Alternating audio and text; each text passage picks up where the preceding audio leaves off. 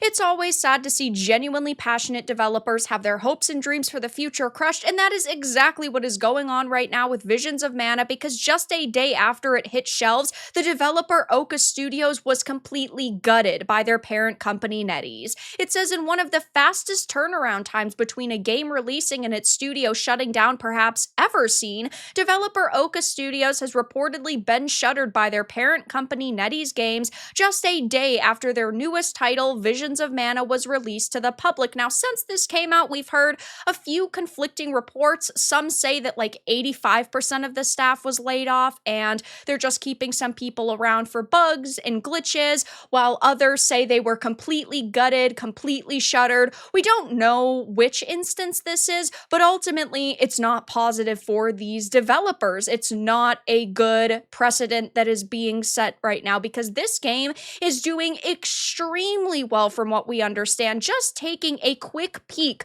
over on Metacritic and looking at what gamers have to say, it is sitting at an 8.8, which is generally favorable, and most people are saying this is actually a really fun experience, and so many people were looking forward to this, myself included. Visions of Mana is the first mainline entry since 2006 in Square Enix's beloved Mana series, so there was a lot of hype, and so far it's going over extremely well with people, but this just shows the state of the industry currently. You've got Chinese developers moving away from Japanese publishers because they see how these Japanese companies are adopting Western ideology, while on the flip side, they see the successes that companies have right now, like Game Science with Black Myth Wukong. So they're saying to themselves, these are not ideologies we want to adopt, so we are going to shutter our Japanese studios, because NetEase is a Chinese company that does publish and develop games. In this case, we have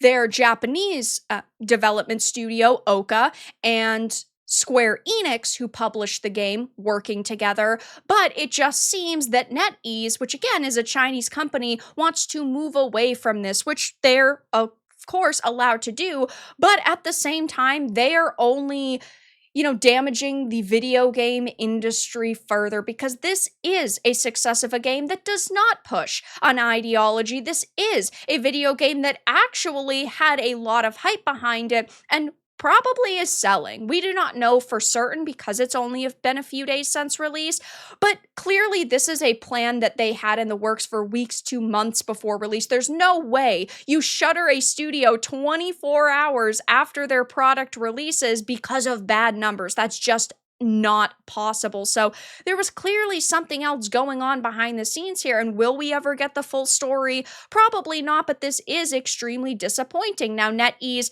has never been a super positive force within the gaming industry. They are very similar to Tencent. They do work with a lot of Western developers who want to publish their content in the Chinese region, and they have invested very heavily in a lot of other types of companies. I mean, at the end of the day, they are allowed to do that, but they haven't been a super positive force in the industry. I mean, look at Activision Blizzard, right? They did co-develop and publish games like Diablo Immortal with Blizzard. They worked to publish things like World of Warcraft in China, and it just seems that Chinese developers right now, and publishers, of course, are definitely focused on their own future, and that means maybe doing some damage to other gaming markets. Right now, we are seeing a major boom with Korean developers, and with Japanese devs, they do still make a lot of money, but they've been adopting Western ideologies, shoving it into content, and people have slowly but surely been moving away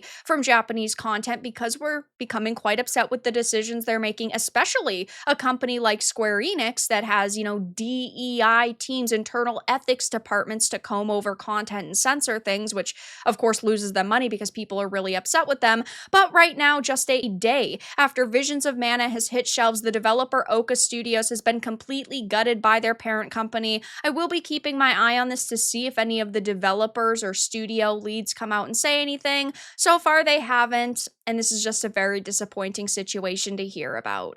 But that's all that I really had to discuss in this video. Let everyone know your thoughts in the comments below. If you enjoyed this, give it a like, and if you didn't, give it a dislike. I appreciate your support either way, but I'll talk to you all again in the next video really soon.